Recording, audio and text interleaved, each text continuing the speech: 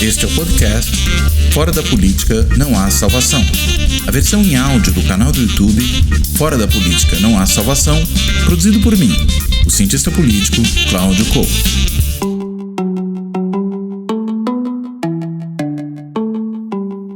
Olá, este Fora da Política Não Há Salvação vai tratar do PSDB, o Partido da Social Democracia Brasileira, que nos dias aqui em que nós gravamos está no meio das suas prévias. E eu digo no meio porque elas não conseguiram acabar, né? São prévias que parece que não vão acabar nunca. Teve um problema ali, um bug no aplicativo que seria utilizado para votação. Além de tudo, a gente tem uma disputa muito acirrada entre os candidatos. Eu diria que entre Eduardo Leite de um lado e João Dória de outro. Acho que o Arthur Virgílio está muito mais ali para uma certa figuração, para marcar sua posição dentro do partido, do que propriamente para concorrer a sério, né, como candidato presidencial. Tanto que é assim, inclusive, que ele vem sendo tratado tanto nos debates dentro do partido como pela própria imprensa.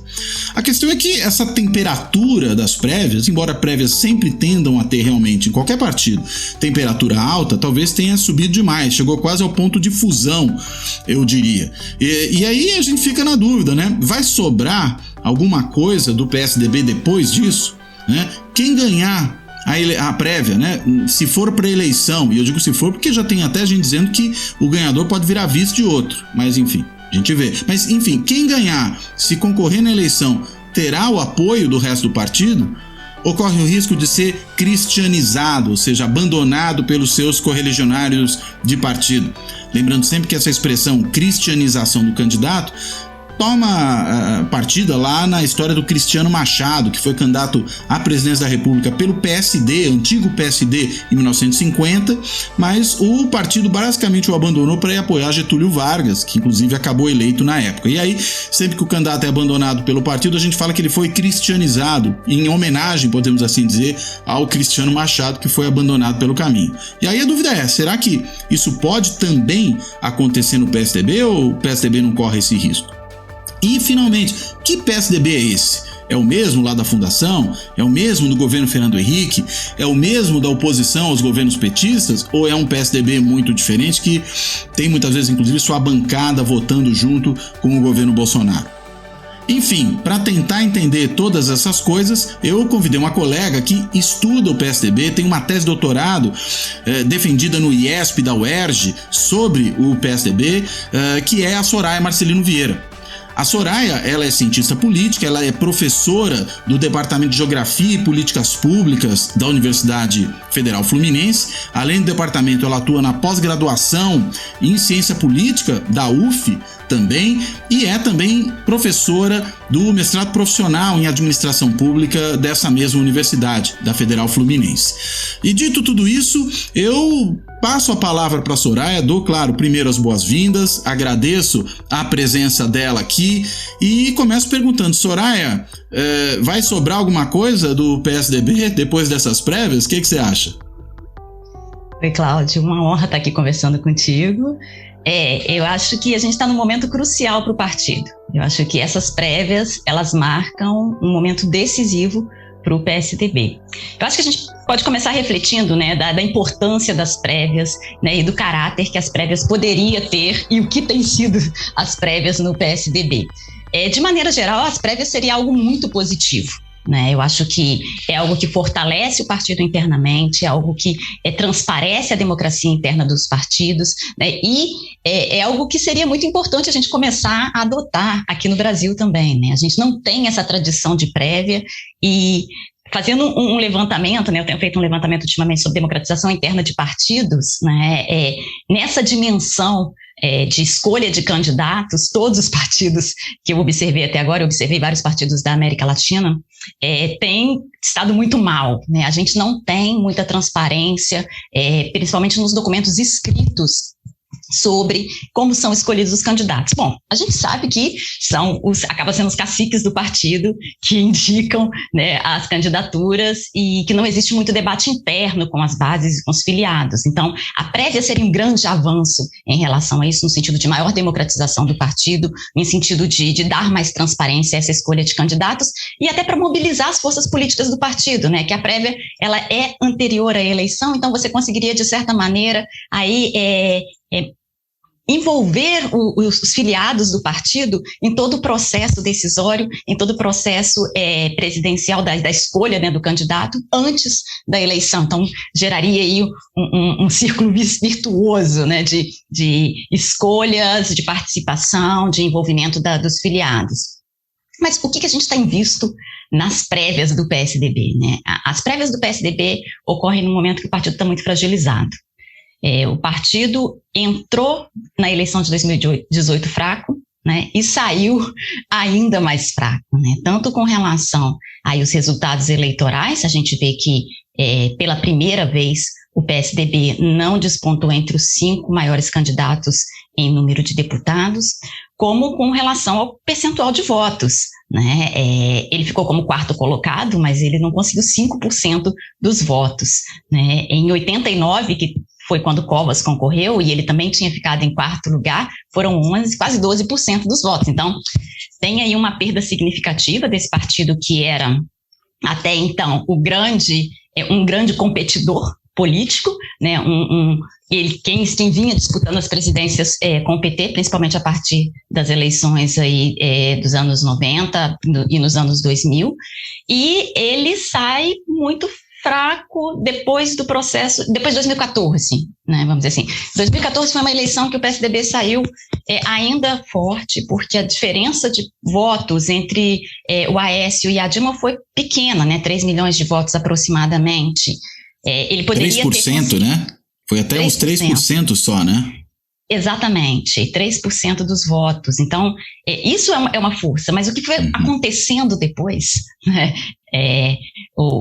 a questão do próprio partido começar a questionar a legitimidade da eleição, a idoneidade do resultado eleitoral, depois ele entrar naquela campanha pelo impeachment, e aí veio a questão do Joesley Batista, né, as denúncias lá da JBS envolvendo o Aécio Neves, e aí você tem um processo de fragilização do partido.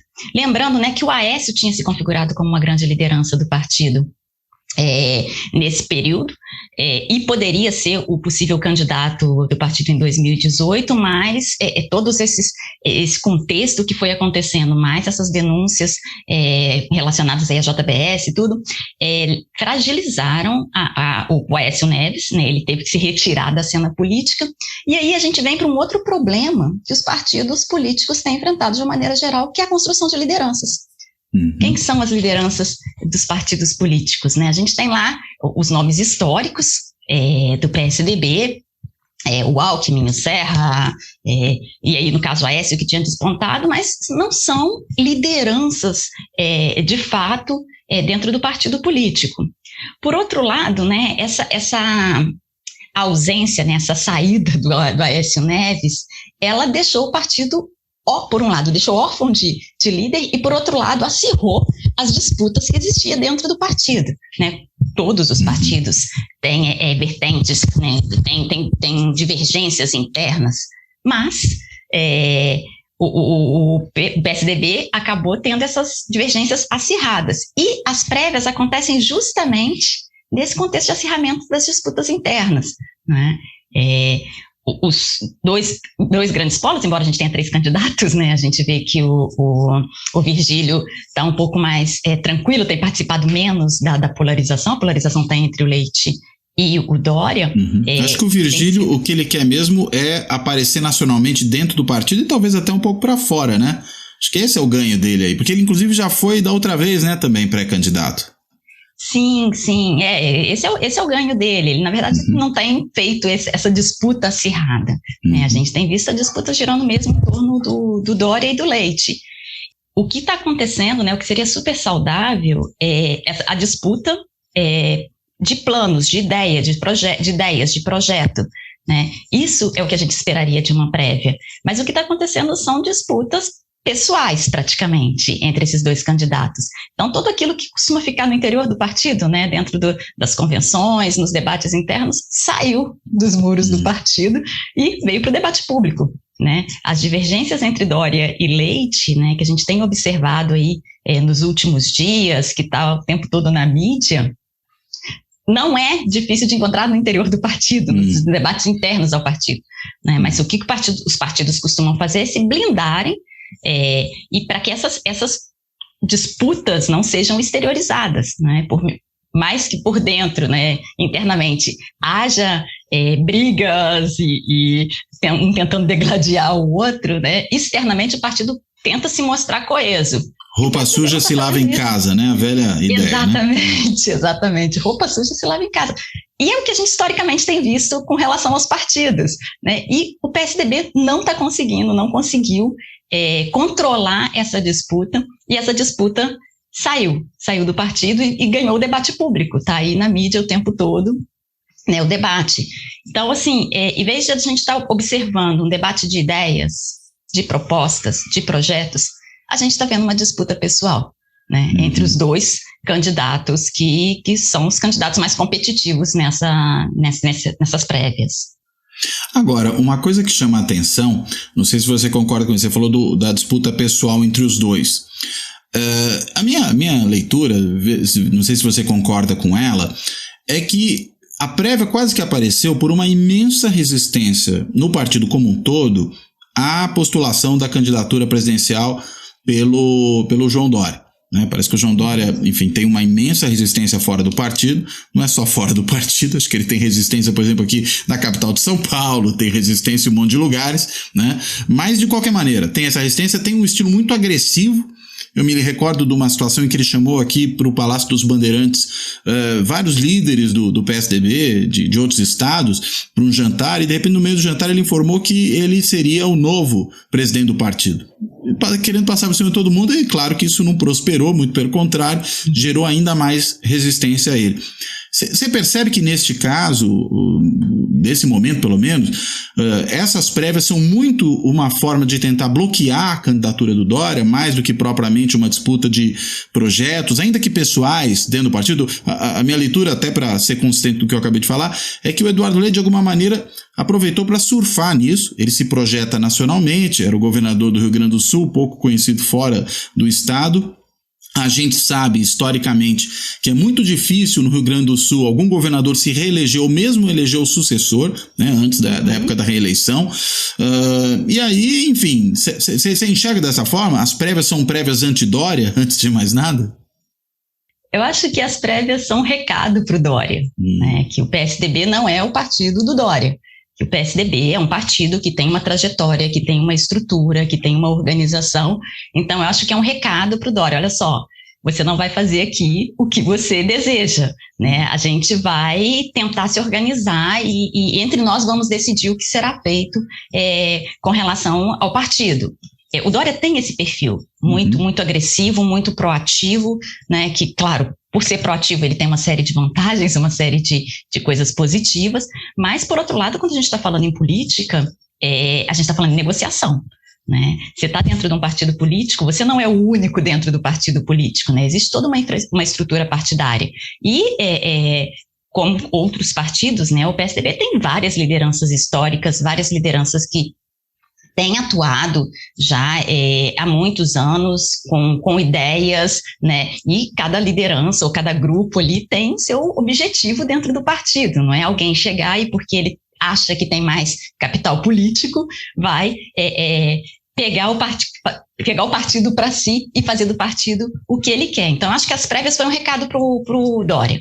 Olha, a gente vai discutir aqui e não é o que você deseja que vai ser feito, né? Nós vamos, entre todos, encontrar um caminho. Por outro lado, eu acho que o Eduardo Leite sim surfa na onda, né? Ele ele tem muitos anos já de PSDB, já ocupou vários cargos, foi vereador, foi prefeito, né? Agora é governador do estado, e como você disse, o estado do Rio Grande do Sul não tem esse histórico de reeleger governador. É uma liderança jovem, é uma liderança que tem despontado por ser conciliadora, por conseguir atrair, né, atrair adeptos, atrair pessoas que o sigam. Ele conseguiu um apoio bastante significativo para essas prévias, né? Se a gente for ver aí a quantidade de lideranças que apoiam o Leite, e a quantidade de diretórios que apoiam o Leite é bem superior à quantidade de apoios que o próprio Dória conseguiu. Então, assim, o Dória não tem consenso dentro do partido, né? Ele tem bastante divergência com muitos setores do partido, rompeu recentemente, rompeu há pouco tempo também com o Alckmin, né? Foi uma questão que também acabou vindo a público, uma divergência interna que acabou vindo a público, e eu acho que muito por essa característica dele, esse perfil dele que é mais agressivo, né? Mais proativo. E falta essa capacidade de conciliação, né, que é o que o Leite tem tentado apresentar. Bom, vinha tentando apresentar até esse processo das prévias, né, porque o posicionamento do Leite também, nesses dias agora de prévias, tem sido um pouco de rebeldia, digamos assim, né? Rebeldia em relação ao Dória ou em relação a outras coisas? Em relação ao partido. Ao partido, né? Mesmo? Sim, em relação ao partido, porque o presidente do partido disse que tinha um acordo entre os candidatos, os candidatos às prévias, e aí o Leite desmentiu, né, publicamente, disse que ele não tinha concordado com aquilo que estava sendo falado, que era a questão de adiar as prévias. E isso foi muito mal visto, inclusive, pela coordenação da campanha, né, e ele voltou atrás. Depois ele deu uma entrevista falando que era interessante, sim, tem que terminar as prévias, que o que ele falava não era bem isso, que era com relação à questão dos aplicativos, que o tempo era curto, etc. Tentou consertar. Tentando consertar. Agora, esse PSDB que a gente está vendo agora, né? A gente até recentemente vinha muito uma discussão, por exemplo, entre os chamados cabeças brancas e cabeças pretas do PSDB, né? Os fundadores e essa nova geração, da qual o próprio Araújo, né, o presidente do partido, é um representante, me parece. E o Eduardo Leite também, e até o Dória, numa certa medida, né? Na medida em que ele entrou no partido há muito pouco tempo, deu a facada nas costas do Alckmin, ainda durante a pré-campanha presidencial, quando ele já tentava sair da prefeitura de São Paulo direto para a disputa presidencial, aí viu que não ia dar, correu para governo do estado, abandonou o Alckmin no meio do caminho, já começou a dar sinais para o Bolsonaro, depois virou até o Bolsodória, né? Mas enfim, estamos falando de uma geração que me parece, sob vários aspectos, bem diferente daquela geração fundadora do partido. E aí, consequentemente, também entendo que a gente tem um partido bem diferente daquele partido dos fundadores.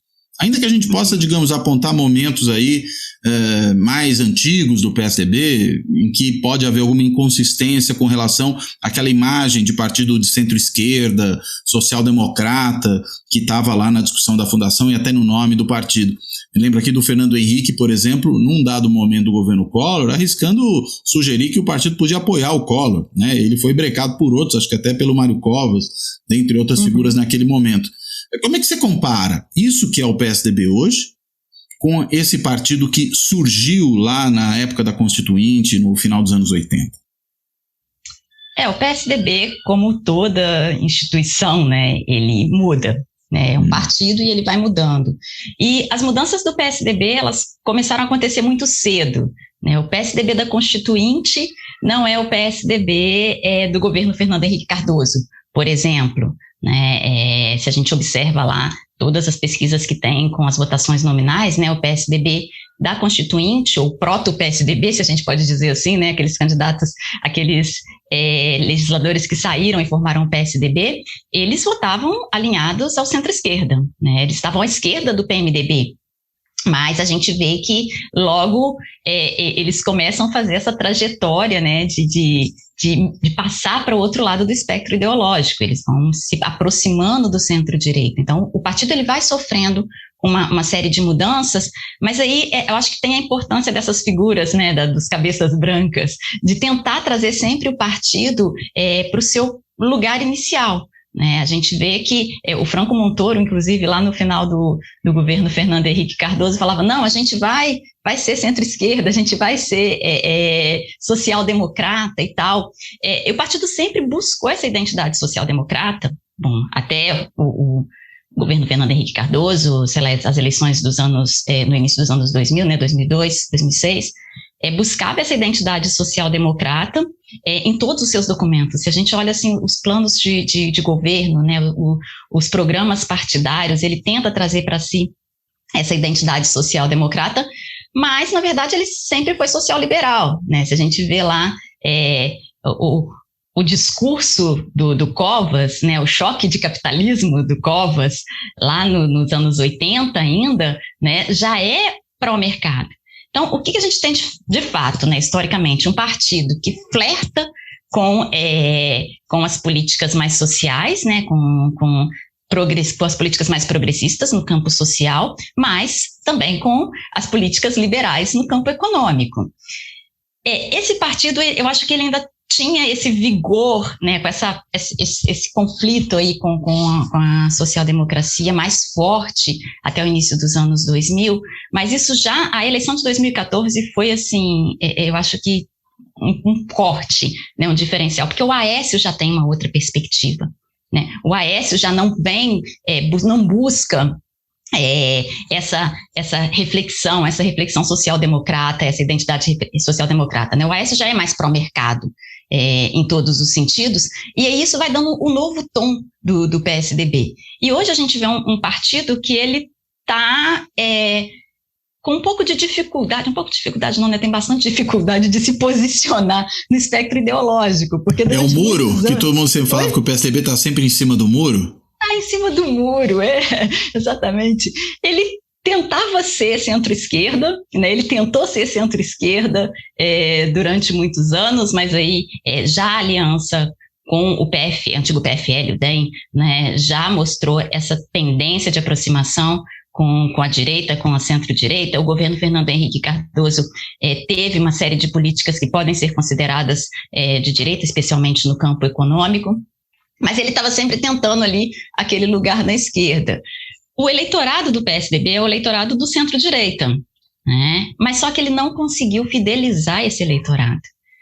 Ele não conseguiu criar um vínculo com esse eleitorado, tanto que nas eleições de 2018, né, foi esse fiasco. Ele conseguiu cerca de 5% dos votos, né, ele perdeu o seu eleitorado, principalmente para a candidatura mais à direita, que era a candidatura do Bolsonaro. Então, o PSDB ele precisa admitir, tentar se conscientizar de qual que é o lugar que ele quer ocupar aí no espectro ideológico, né? Agora ele está com essa crise com o bolsonarismo. Então, primeiro ele tem que tentar se diferenciar do bolsonarismo. Isso vai ser um grande desafio para quem assumir a liderança do partido, né? Eu acho que essas prévias, para além do pré-candidato, vai aí apontar a liderança do partido.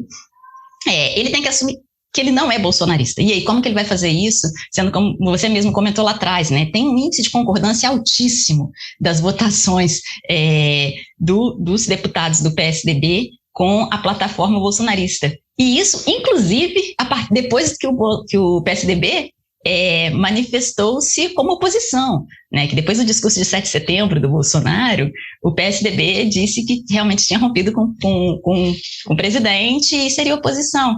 E aí, quando a gente vê a PEC dos precatórios, né, no primeiro turno, 22 impresso, deputados... Né? Oi? E o voto impresso também, né? O voto impresso foi outra, que ele votou alinhadíssimo com o presidente. Assim, a gente vê o índice de alinhamento dos deputados PSDBistas com Bolsonaro. Certo, fale foi bom agora. Foi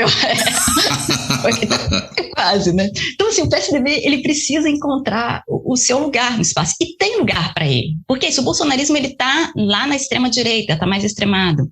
Tem um vácuo aí no centro-direita, principalmente, porque o centro-esquerda é o lugar que o PT tem ocupado historicamente e é um lugar que não dá para o PSDB ocupar. Mas ele tem que se posicionar como um partido de centro-direita. E essa ausência de posição do PSDB está fazendo com que outras forças ocupem esse espaço. Agora a gente está vendo uma inflação de partidos de centro-direita e direita, né? e que coloca até o PSDB na berlinda, porque podem vir aí candidaturas, como do Moro, por exemplo, o próprio Rodrigo Pacheco, que também já se anunciou pré-candidato, né, que está no centro-direita e que vai competir aí com o candidato do PSDB. Falta esse posicionamento, né, esse ocupar o espaço. Aliás, né, você falou há pouco, né, que ele sempre foi um partido muito mais social-liberal do que propriamente social-democrata. Acho corretíssimo. Inclusive porque, entendo eu, que pelas características de formação, pelo estilo, pelo tipo de política pública que defende, o Partido Social-Democrata, de fato, brasileiro, é o PT, não é o PSDB. Até esses dias, naquele mesmo momento, né, que saiu aquela entrevista do Lula, que deu tanta polêmica, né, tentando passar pano, para usar a expressão da moda, pro Daniel Ortega, para Cuba, etc. O mesmo É o País soltou um editorial defendendo a candidatura do Lula, e apontando o Lula como o social-democrata latino-americano, o mais representativo dos social-democratas latino-americanos. Agora, se esse partido não é social-democrata, lembrei de uma outra coisa. O João Dória, há pouco tempo atrás, discutia a necessidade de mudar o nome do partido. Ele mesmo sugeriu isso, né? Por que esse partido, afinal de contas, se chama social-democrata, então? Olha, não foi um consenso. Tá? Na formação do partido não havia consenso com relação ao nome do partido.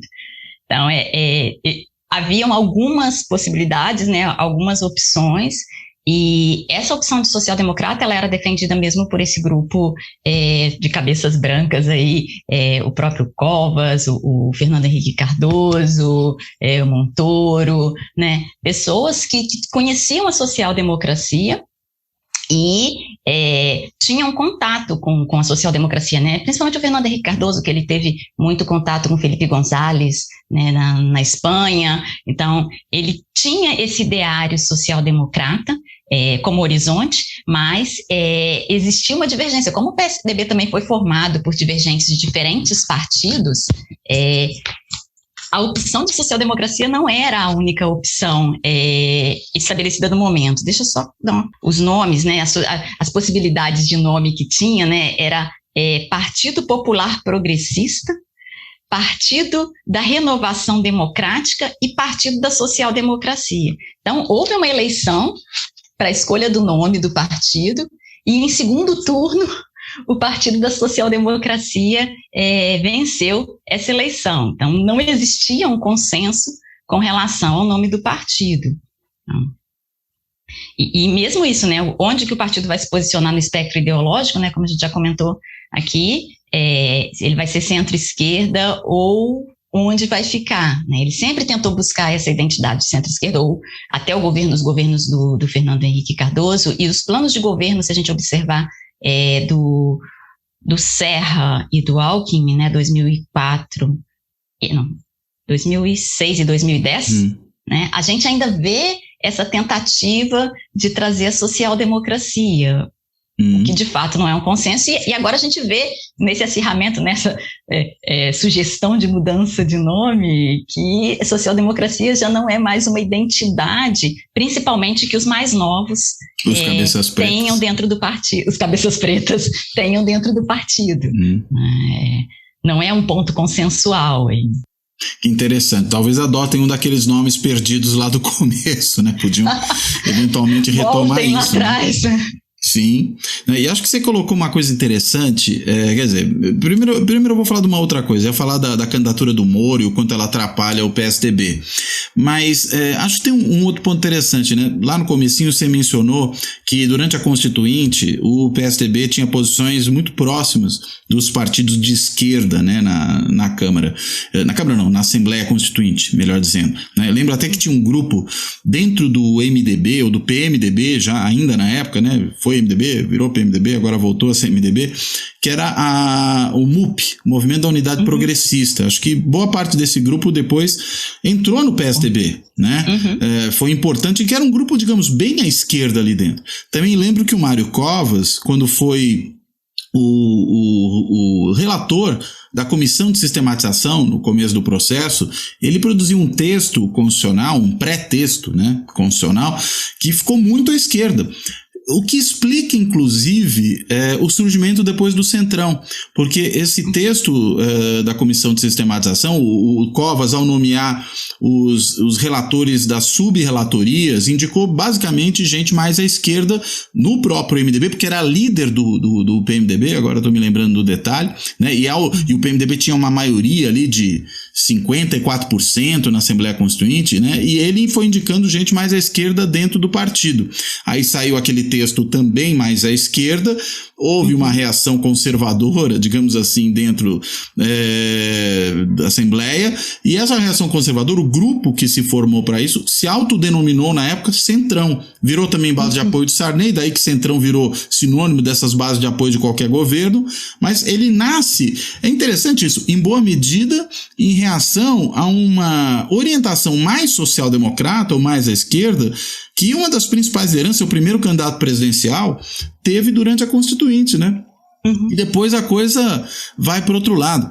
Ainda uma outra memória que eu tenho aqui, o Mário Covas se opôs inicialmente à aliança do PSDB com o PFL para a candidatura do Fernando Henrique.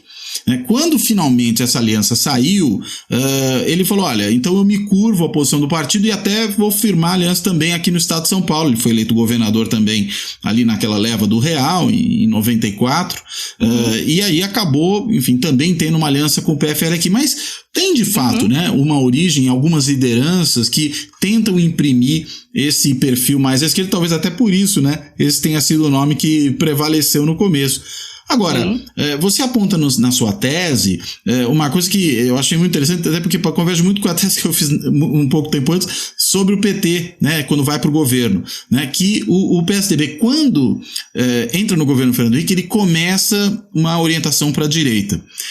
Eu entendo também que talvez essa orientação para a direita tenha sido ainda mais exacerbada quando o PT vai para o governo, porque aí o PT caminha para o centro, ocupa mais ainda um espaço que poderia ser do PSDB e que eles disputaram lá no começo da origem, né, do PSDB, e aí empurra o partido cada vez mais para a direita. Ele vira o sinônimo do antipetista, recebe os votos do eleitorado órfão do malufismo, órfão das várias correntes de direita Brasil afora. Eu falo do malufismo porque o Maluf foi candidato presidencial e acho que isso, enfim, contou num determinado momento.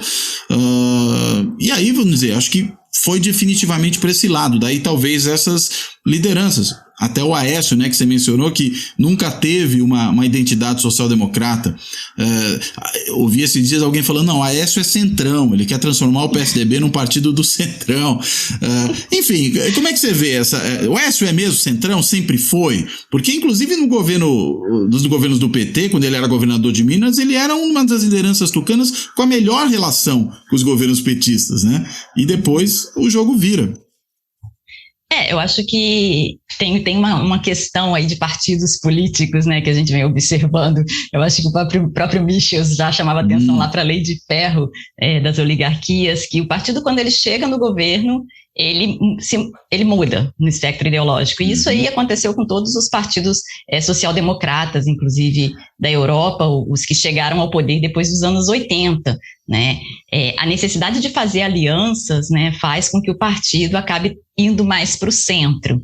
No caso do PSDB, essa aliança com o PFL, que também não era um ponto consensual no momento da aliança, né, mas foi uma aliança estratégica para que o PSDB tivesse uma penetração no Nordeste, que ele não chegava ali, né? O PSDB tinha sido historicamente, ou continua sendo um partido mais do Centro-Sul, né?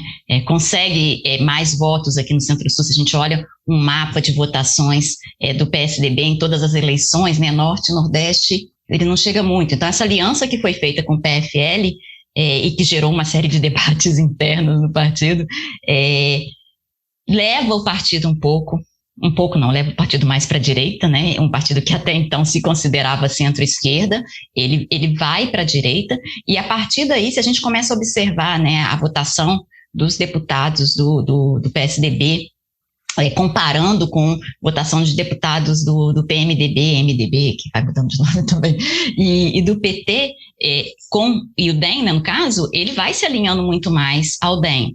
E eu acho que faz todo sentido o que você disse, né? A partir do momento que o PT chega ao governo, o PSDB precisa firmar uma posição. E como o PMDB se torna aliado do PT, né? O PSDB acaba se aproximando mais do DEM, então com essa posição mais de direita, de fato. Mas sempre nesse conflito entre qual que é o meu lugar. Eu acho que o grande conflito do PSDB é onde que é o lugar dele no espaço ideológico. Ele não consegue se posicionar e dizer, não, eu sou desse ponto do espectro, né? Agora tem uma mudança, eu acho que depois dessa nova onda conservadora, né, Bolsonaro, 2018, talvez a gente possa observar que eles mesmos se posicionam em outro ponto do espectro, mas umas pesquisas as pesquisas realizadas pelo Timothy Power e o César Zucco, né, com congressistas, quando a gente quando é perguntado, né, o autoposicionamento, o PSDB sempre se posicionou no centro-esquerda, né, os deputados se autoposicionavam no centro-esquerda, e quando pedia aos outros deputados para localizarem o PSDB, eles os localizavam no centro-direita. Então, a gente tem aí essa crise de identidade constante do PSDB que ele precisa superar. Agora, a crise é com o bolsonarismo, né? Será que está mais aproximado, está mais para a direita do que realmente ele está? É um conflito que que eles precisam refletir, né? A gente, enquanto pesquisador, reflete, mas eles, enquanto partido, precisam refletir. O Aécio, ele é um bom político, né? A gente não pode negar isso. Ele conseguiu ter uma boa relação com o PT, com os governos do PT, mas o Aécio não tem esse perfil social-democrata que aí os cabeças brancas do PSDB têm, né? Ele sempre foi mais pró-mercado. O governo dele no estado de Minas foi um governo de centro-direita, né? Tanto com relação às alianças que foram feitas, como com relação às políticas que foram engendradas. Então, não tem essa característica lá de socialismo, né, ou de social-democracia que o PSDB apresentava lá na sua fundação e nos seus momentos iniciais. A gente tem que ser, essa reflexão tem que ser feita, né, com relação ao partido, com relação ao posicionamento dele no espectro ideológico e com relação às políticas que ele defende.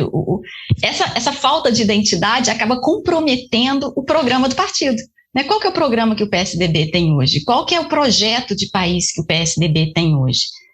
O que ele apresenta para a gente? Então, se ele não sabe onde ele está localizado, ele tem essa dificuldade de concretizar, né, um programa que seja realmente um programa atraente. E como você mencionou aí agorinha, né, o Moro vai ser um grande desafio para o PSDB, né, por suas características e porque já conseguiu fazer esse nome nacional, o que o PSDB não conseguiu, né, ele não tem um nome ainda nacional. O Dória saiu bastante bem, principalmente com relação à vacina, né, isso foi um capital político interessante, mas não deslanchou. Não decolou, né, a candidatura do Dória. Em termos de conhecimento no Brasil, ele é relativamente conhecido, ele é mais conhecido que o Eduardo Leite, por exemplo, mas ele não tem intenção de voto suficiente, né? O Moro já começou a disputa com mais intenções de voto que o próprio Dória. E o Eduardo Leite, era um desconhecido na política nacional até as prévias, digamos assim, né? Um pouco antes das prévias, quando ele começa a aparecer um pouco mais na mídia, a tentar se projetar. Eu acho que a gente ainda tem esse problema de construção de liderança nacional por parte do PSDB. Será que a gente está falando de um partido em vias de desaparecimento? Né? Por que eu estou perguntando isso? Porque me parece que ele está tão diferente, né, daquilo que o caracterizou ao longo, pelo menos da sua trajetória, digamos, até 2014, mesmo mudando, de fato, né, acho que você aponta um negócio super importante, os partidos mudam, né? Mesmo os social-democratas europeus, eles nascem revolucionários, se tornam reformistas, e nem foi há pouco tempo, né, vão se tornando cada vez mais, ao ponto de, por exemplo, o Olaf Scholz, aí, o novo chanceler alemão, agora é novo chanceler alemão porque fechou finalmente a coalizão, ele foi um bom tempo o ministro das finanças da Merkel, né, naquela aliança, na grande aliança, né, entre democratas cristãos e social-democratas. Ou seja, é uma coisa que era inconcebível se a gente pensasse na origem desse partido. Eu acho que aí, tudo bem, o partido muda, ele podia se assumir como um partido social-liberal, ou até como um partido pura e simplesmente liberal de verdade, né, porque o PL do Valdemar da Costa Neto, cá entre nós, não pode ser chamado de um partido liberal no sentido clássico, ou algo assim, né, muito mais um partido fisiológico, agora recebendo um governante de extrema-direita. Mas a minha dúvida é, né, se vai fazer muito sentido, porque essas prévias, elas me parecem estão dilacerando o partido, né? Entendo que quem ganhar provavelmente não só não vai ter o apoio do outro, mas tem o risco do outro grupo muitas vezes deixar o partido. O próprio caso da candidatura do Moro, né, pelo Podemos, quem é o grande líder do Podemos? Álvaro Dias, que foi do PSDB, foi governador do Paraná pelo PSDB, foi até, se não me engano, líder do PSDB no Senado em algum momento, ou seja, teve posições muito importantes no PSDB e hoje criou seu próprio partido, criou o Podemos, né, que é, digamos, muito mais claramente do que o próprio PSDB se tornou talvez uma tentativa de reeditar a velha UDN, né, algo assim, né, com um discurso muito moralista, muito anticorrupção e ao mesmo tempo orientado para posições francamente liberais na economia, né? Não sei se em outras áreas, mas na economia, isso, acho que não em outras áreas, para ser mais objetivo, mas na economia muito claramente. O Partido Novo, por outro lado, embora me pareça um partido muito frágil e que, enfim, pelo jeito não é um projeto muito bem sucedido, mas de qualquer forma também se coloca como um partido liberal na economia e também com posições até que eu não diria muito diferentes dessas que o Podemos tenta defender, embora de uma forma talvez mais assertiva, mas também bolsonarizado.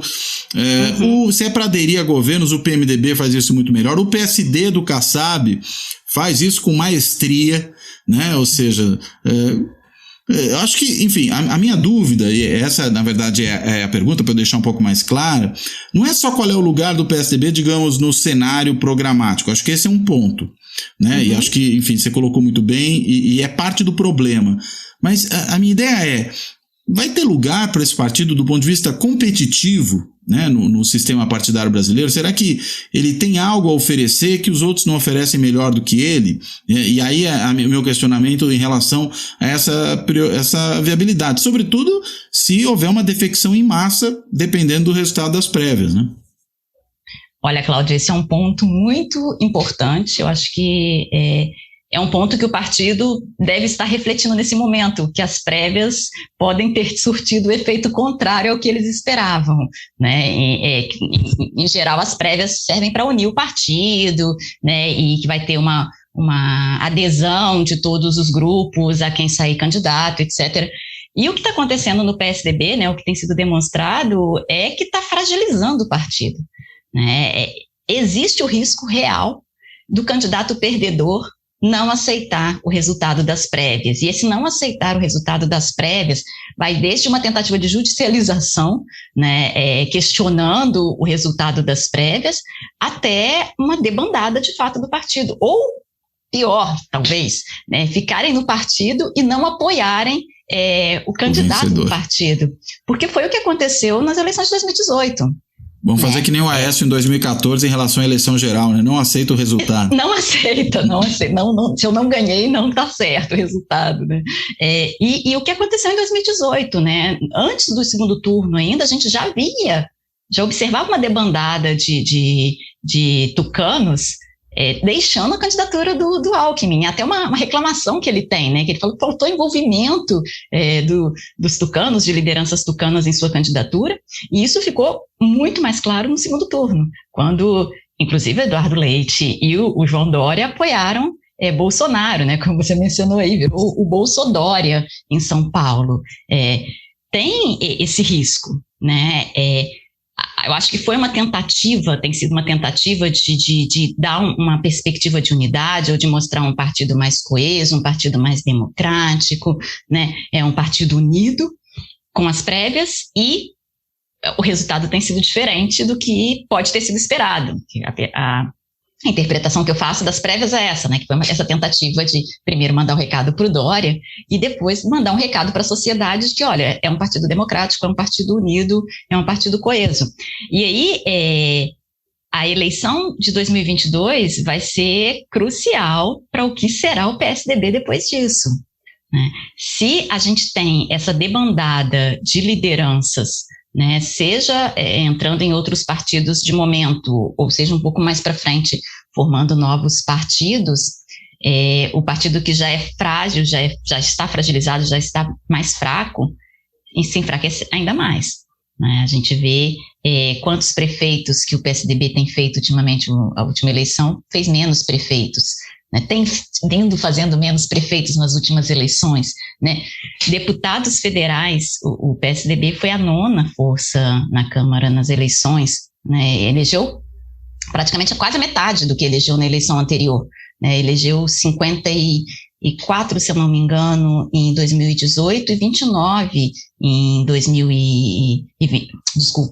54 em 2014 e 29 em 2018, então praticamente a metade. Agora chegou a 33, mas é um lugar muito ruim, né? A quantidade muito ruim de deputados. Então o partido já está minguando, digamos assim, no cenário político nacional, continua com bastante força em São Paulo, né? Continua com uma força considerável. Tucanistão, como o pessoal chama. Tucanistão, aqui no Sudeste, né? Mas inclusive Minas também, que costumava ser um bom reduto tucano, já enfraqueceu nas últimas eleições. Essas prévias vão ser uma das provas de fogo para o PSDB, com relação a qual que é a capacidade do partido manter unido, né, o seu quadro, né, conseguir articular esses seus filiados. É bem interessante também a gente pensar na quantidade de filiados que se inscreveram para poder votar nas prévias, né? O partido tem aí cerca de 1.300.000 filiados, eles esperavam cerca de 500.000 inscritos, e no final das contas foram algo próximo a 440.000 inscritos, né? Como que está essa relação do partido com seus filiados? Como que está essa relação das lideranças partidárias?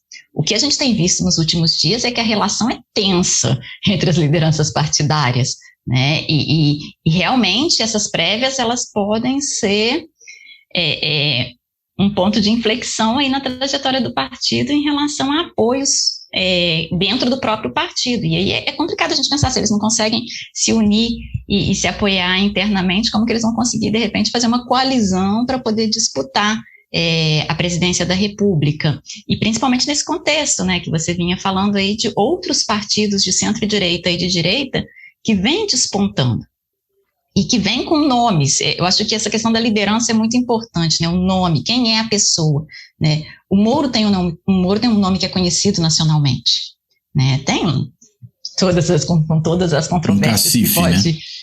Exatamente, com todas as controvérsias que pode existir em torno do nome dele, ele tem um cacife, ele tem um capital político a ser explorado, né? E a entrada dele já no cenário pré-eleitoral, né, já mostrou isso. Ele saiu à frente do Ciro. O Ciro Gomes também não consegue sair do lugar. E a gente tem outras outro ex-tucano. Exato.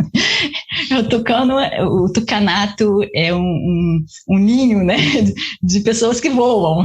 Exatamente, faz jus ao símbolo. Exatamente, cria lá e depois sai todos voando, né? E tem tucano para tudo quanto é lado, né? Se a gente vê nos todos os partidos de direita, né, a gente tem uma migração de tucanos no DEM, no Podemos, no Novo, todos esses partidos mais à direita. Eu acho que é isso. Esse momento agora é um momento muito importante para o PSDB, né? E a eleição de 2022 vai ser a eleição chave para o partido, para ver o que será do PSDB a partir daí.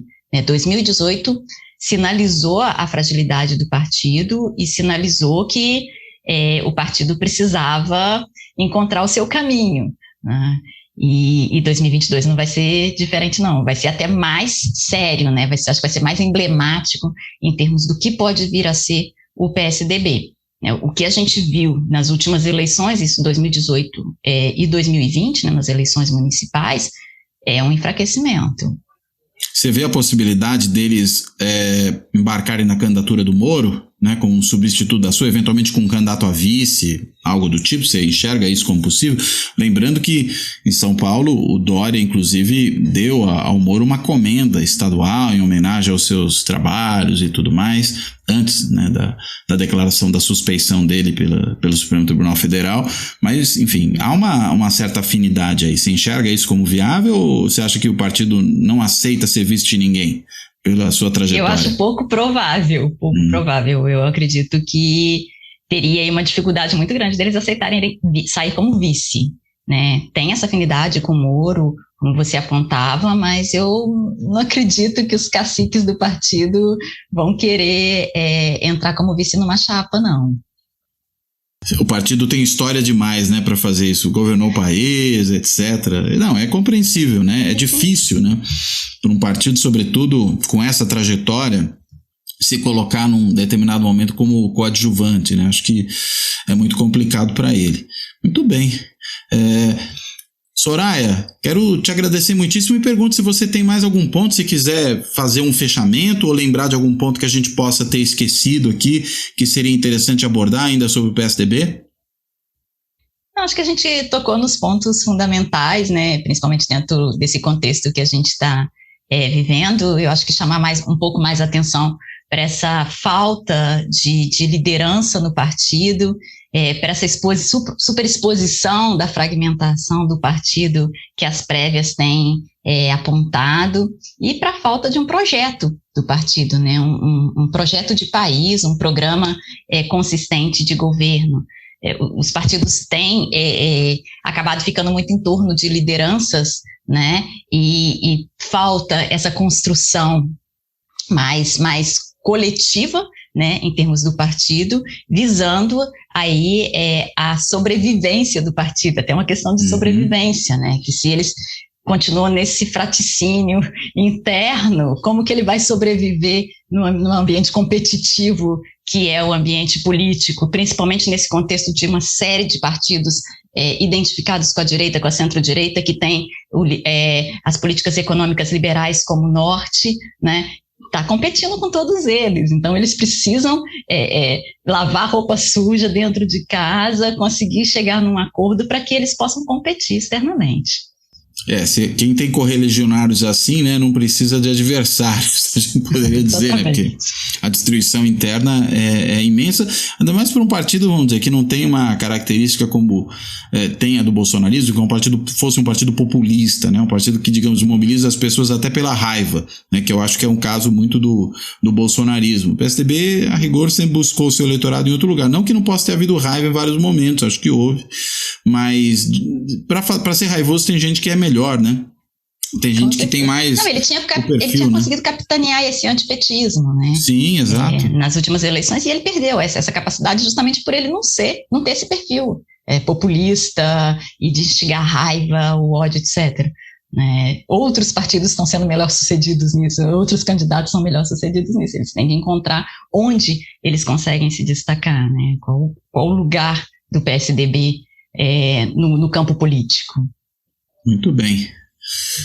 Soraya, então, feitas essas duas últimas considerações, eu quero te agradecer muitíssimo, né, por esclarecer tantos aspectos importantes aí da trajetória do PSDB, do funcionamento do partido, nos ajudar a tentar pelo menos divisar um pouco, né, para onde é que esse partido vai, se é que ele vai para algum lugar, né, o que será dele depois dessas prévias. Eu acho que essa é uma pergunta importante, porque a gente está falando de uma organização central na democracia brasileira nos últimos 30 anos, pelo menos, né? Eu diria mais do que isso, porque já se passaram mais de 30 anos da fundação do partido, 33 anos, mais ou menos isso.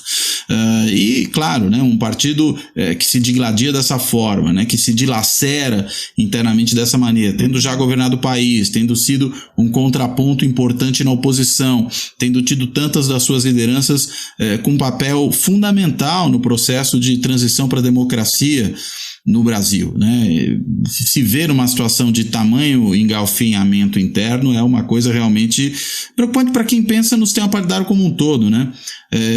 Outro dia eu brincava conversando com uma pessoa que era um torcedor do Internacional, e uma torcedora, na verdade, e aí eu falei, você deve estar feliz, né, que o Grêmio vai cair para a segunda divisão? Muito provavelmente, não posso afirmar isso categoricamente. Ela falou, olha, eu acho que não, porque o Inter depende do Grêmio, eles se alimentam reciprocamente, né? Se esses caras não estão aí, perde muito a graça e até enfraquece a gente. Eu acho que, digamos, olhando para o sistema partidário como um todo, o PSDB é um partido que sempre teve um papel importante, né, nessa configuração.